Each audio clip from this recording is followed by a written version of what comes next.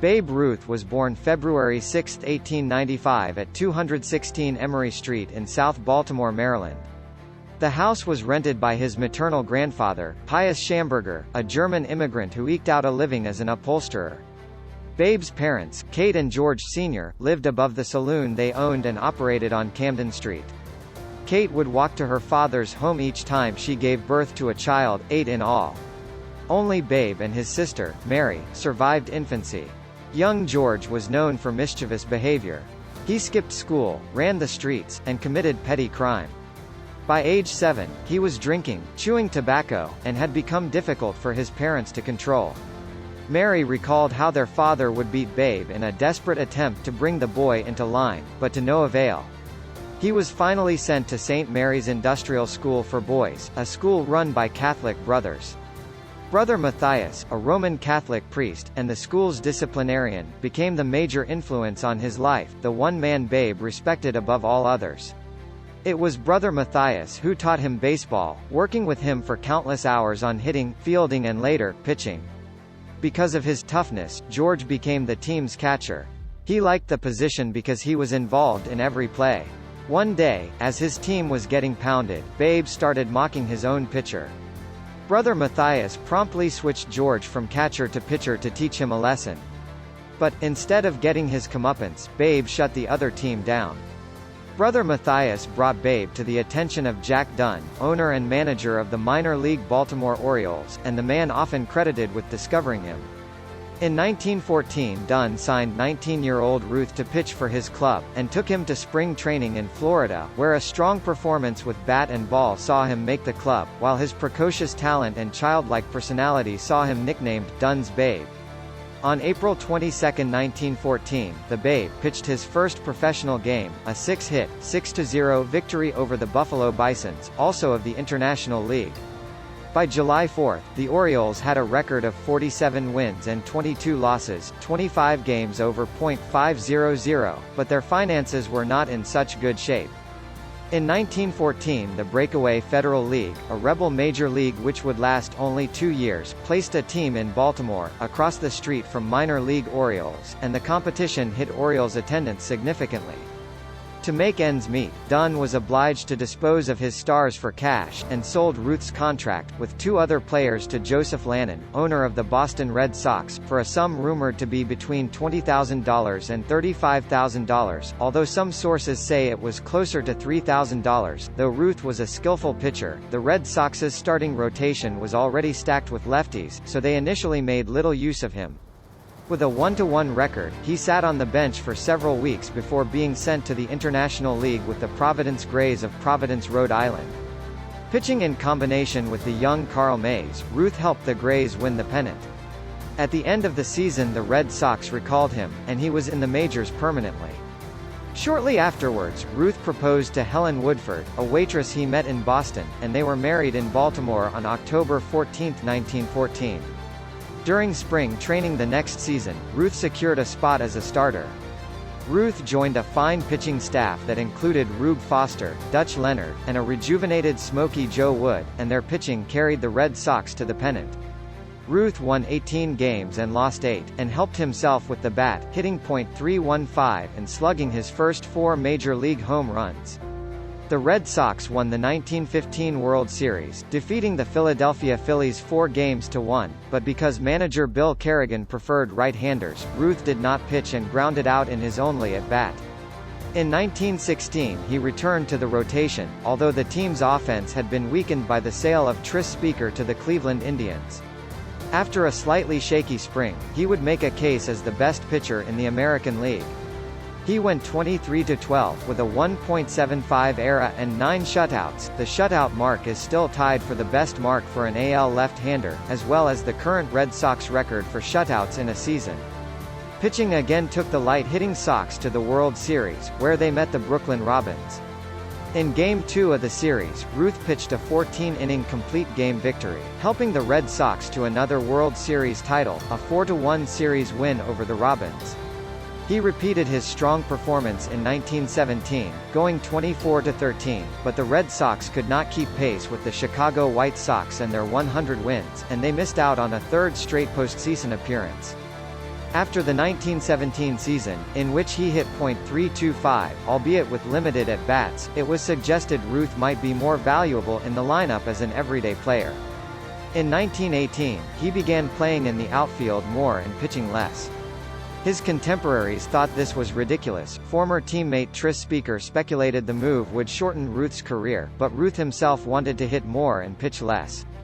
In 1918, Ruth batted .300 and led the AL in home runs with 11, despite having only 317 at-bats, well below the total for an everyday player.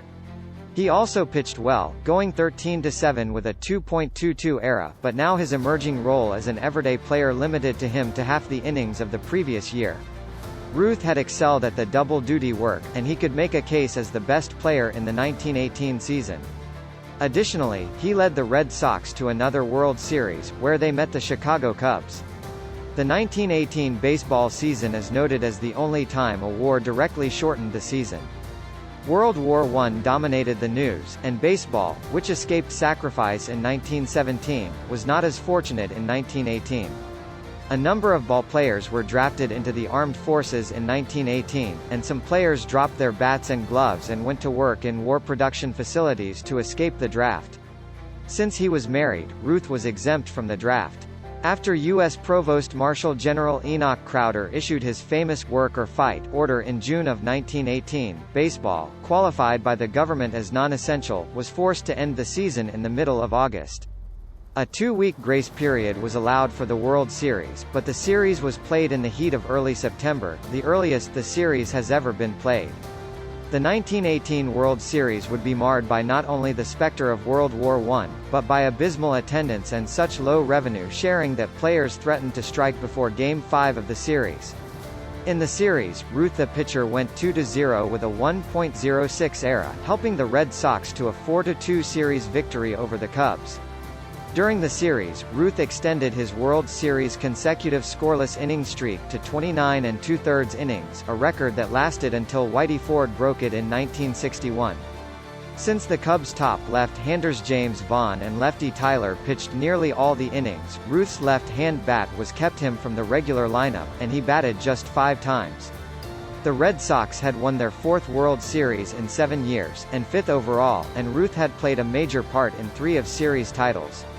Since the 1903 inception of the World Series to 1918, the Boston Red Sox were the most successful franchise in Major League Baseball. By 1919, Ruth was basically a full-time outfielder, pitching in only 17 of the 130 games in which he appeared. He set his first single-season home run record that year, hitting 29 home runs, breaking the previous record of 27 set by Ned Williamson in 1884, in addition to batting .322 and driving in 114 runs.